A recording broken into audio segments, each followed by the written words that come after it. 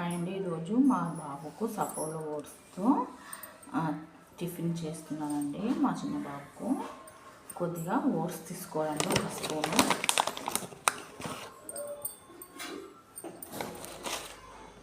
ఒక 2 స్పూన్లు టేబుల్ స్పూన్ల ఓట్స్ తీసుకొని దాన్ని ఒక బౌల్లో వేసుకోవాలండి.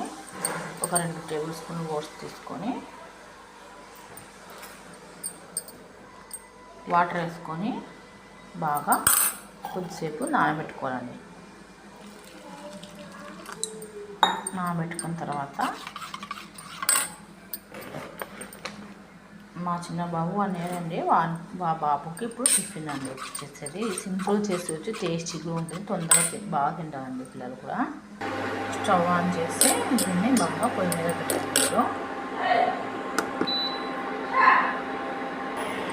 బాగా బాయిల్ కావాలి. బాయిల్ అయితే బాగా స్మూత్గా టేస్ట్ లాగా అవుతుంది.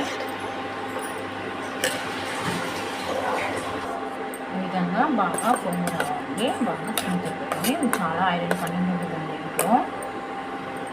ఐరన్ చాలా ఎక్కువ ఉంది. బాగా మంచి హెల్తీ కూడా అండి.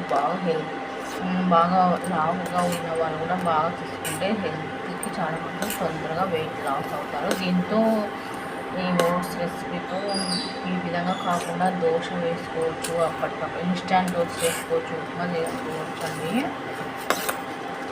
తొందరగా అయిపోతుంది. బాగా మంచి హెల్తీ ఫుడ్ అండి. ఇప్పుడు దీంట్లో మనము కొద్దిగా పాలు చల్లార్చుకుంటే పాలను యాడ్ చేద్దాము.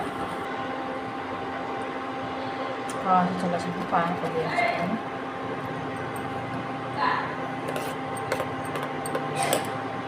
కొద్దిగా షుగర్ యాడ్ చేద్దామండి.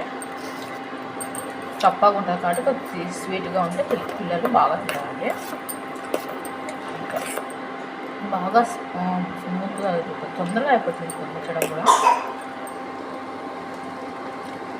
రెడీ అయిపోయిందండి ఓట్స్తో టిఫిన్ మా బాబుకి. ఇప్పుడు స్టవ్ ఆఫ్ చేసుకున్నాము.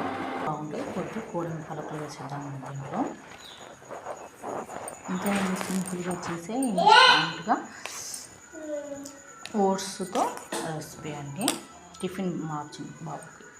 మీరు ట్రై చేయండి. మరి ఎలా ఉందో కామెంట్ చేయండి. నా ఛానల్ సబ్స్క్రైబ్ చేసుకోండి ఫ్రెండ్స్, మర్చిపోకండి.